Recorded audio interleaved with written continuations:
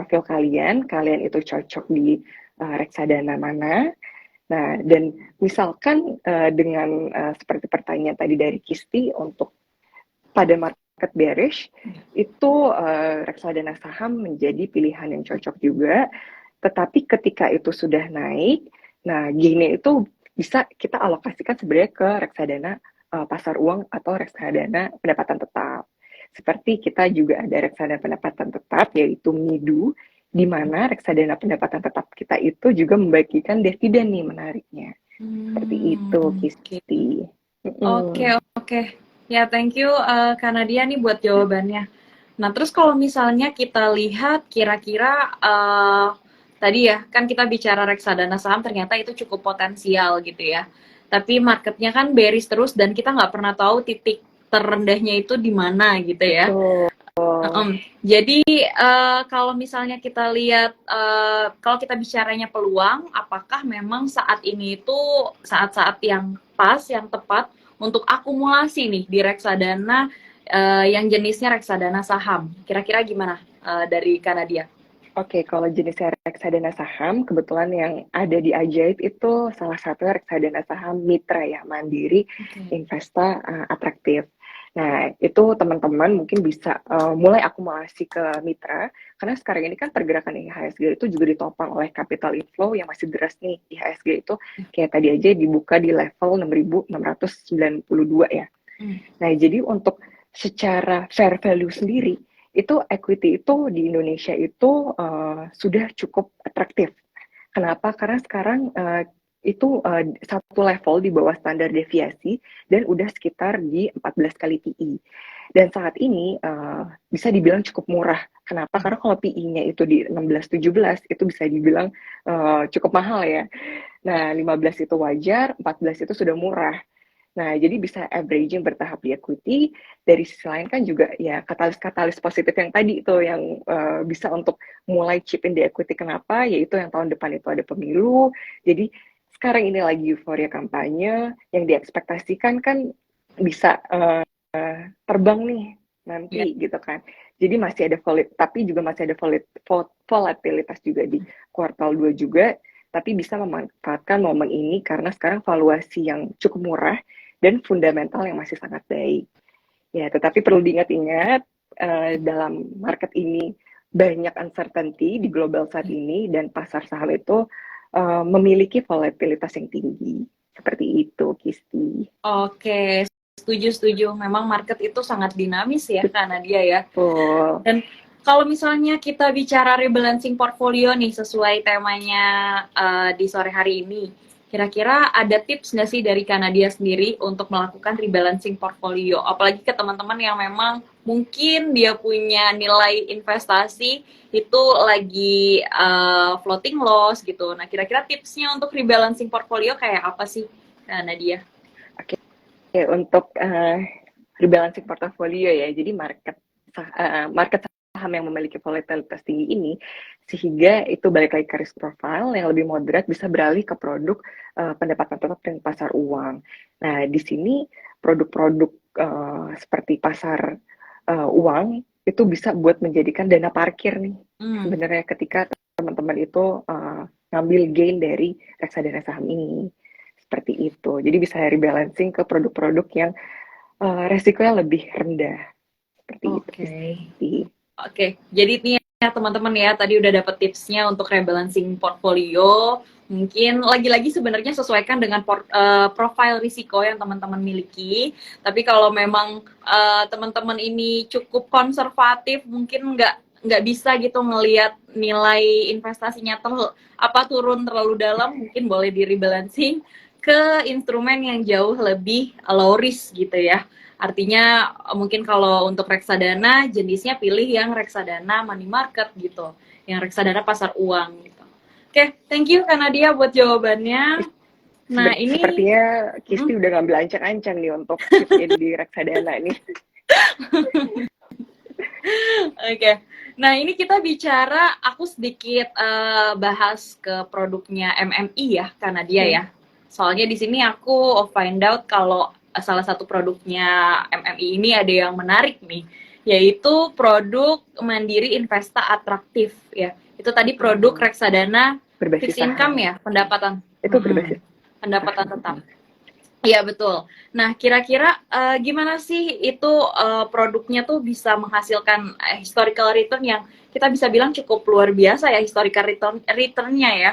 Jadi bisa dijelaskan lebih detail nih karena dia mengenai produk Mandiri Investa Atraktif ini. Oke, jadi Mandiri Investa Atraktif ini itu merupakan reksadana saham yang benchmarkingnya itu IHSG, dan reksadana mitra ini itu berfokus pada growth. Jadi growth dan return on equity yang lebih tinggi dibanding benchmark, namun valuasi PE-nya itu masih lebih rendah. Jadi growth-nya itu di 11,7, sedangkan benchmark-nya itu di 5. Dan untuk ROI-nya itu di 16,1, sedangkan benchmark-nya itu di 12. Jadi disinilah strong profitability-nya.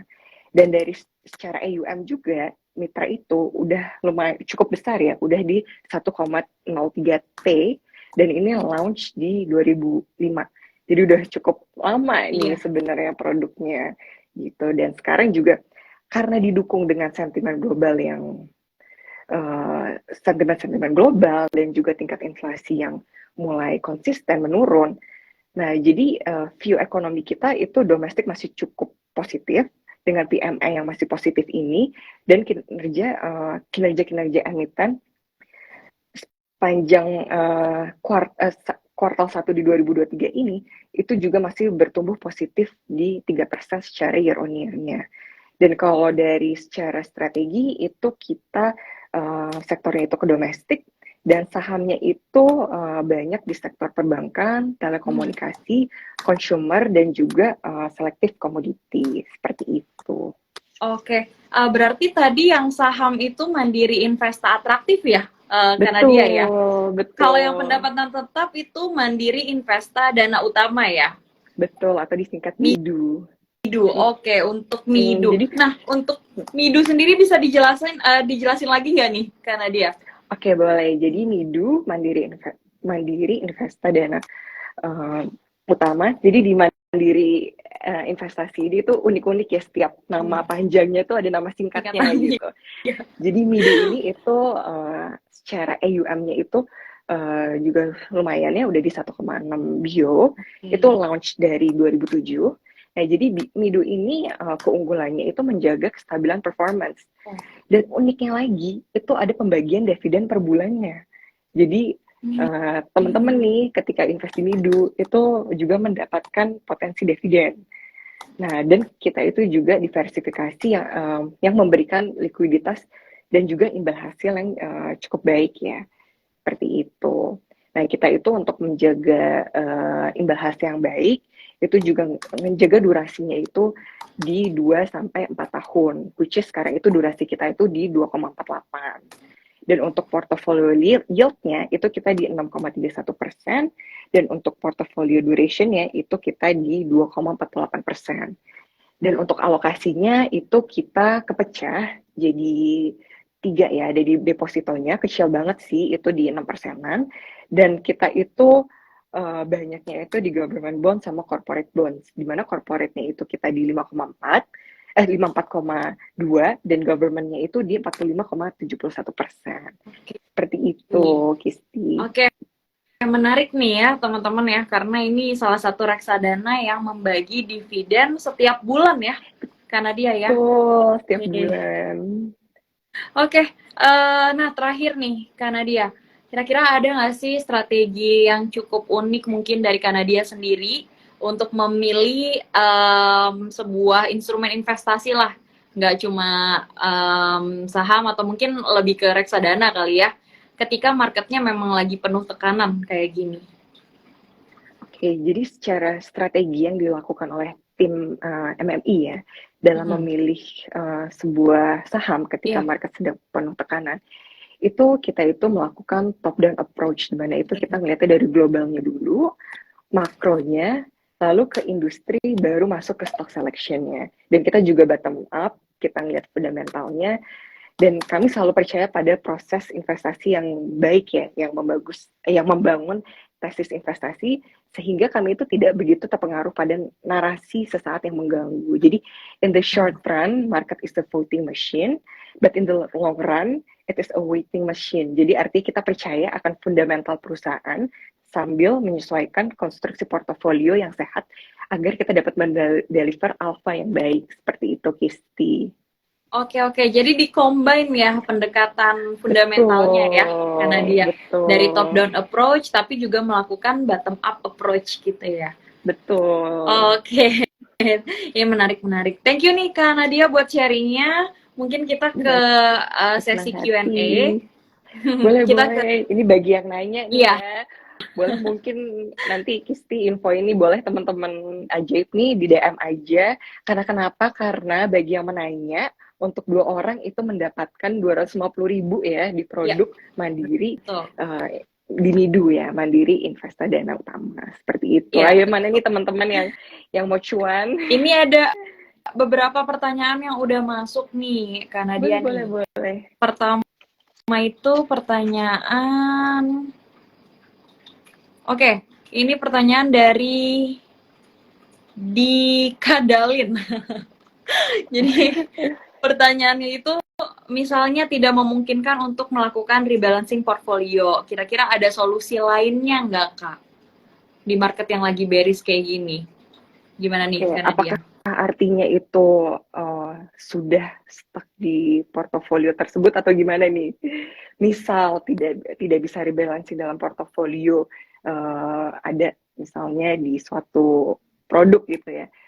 Nah, mungkin saat ini bisa wait and see dulu, karena market itu kan dinamis ya, market itu volatile, dan ketika itu market itu naik, nah di situ mungkin bisa beralih ke produk-produk yang lebih secure, seperti itu. Oke. Paling kalau memang tidak melakukan rebalancing, mungkin di Kadalin ini memang udah cukup yakin kali ya. Jadi arahnya lebih kepada hold aja gitu, tidak melakukan action lain gitu kali ya. Yang penting udah diversifikasi kali ya. Betul, karena dia ya. Diversifikasi juga itu dibutuh ya, lebih baik diversifikasi seperti yang quote-nya Warren Buffett ya, don't put one egg in one basket gitu. Jadi ketika itu ada satu pecah, tidak pecah semuanya. Betul. Seperti itu. Betul. Oke, pertanyaan berikutnya, ini ada pertanyaan. Nah, ini pertanyaannya cukup menarik nih, karena dia dari Ticker Trick. Gimana tim Mandiri Manajemen Investasi memaksimalkan aset kelas dalam portfolio reksadana Mandiri MI saat rebalancing agar hasilnya maksimal di tengah sentimen negatif, terutama dari eksternalnya? Jadi tim Mandiri, ini aku juga bisa maksimal aset kelas ya. Oke, jadi seperti aset kelasnya itu untuk portofolio salah satu reksadana Mandiri Investa Atraktif ya. Nah, jadi itu kita sektor allocation-nya itu seperti di diversifikasi, kita itu ada di financial-nya, di consumer-nya juga, di communication, industri, dan beberapa lainnya. Seperti itu. Dan kalau misalnya itu reksadana saham, tetapi kalau dari reksadana pasar uang ya, seperti contohnya di produk NIPU yang dijual di Ajaib, itu diversifikasinya itu kita juga sudah cukup teliti ya, di mana itu kita juga membagi, kita melihat dari banking itu KBMI-nya itu juga kita sangat selektif. Seperti kita ada di KBMI 1, KBMI 2, KBMI 3 dan 4. Tapi sekarang walaupun itu ada di 2, 3 dan 1, itu juga benar-benar selektif. Kita lihat dari CAR-nya dan juga kita lihat dari NPL-nya. Kita juga lihat dari ROE-nya dan kita juga lihat dari LDR-nya gitu. Jadi kita juga ngeliat dari rasio-rasio kriteria yang baik seperti itu. Oke, udah cukup terjawab ya Ticker Trick ya. Pertanyaan jawabannya sangat komprehensif ini. Ini sebenarnya dapurnya reksadana ya, dapurnya dari MMI sendiri loh. Oke, thank you loh Kak Nadia ya. Nah, ini pertanyaan berikutnya. Ada pertanyaan dari Sheikh Choco.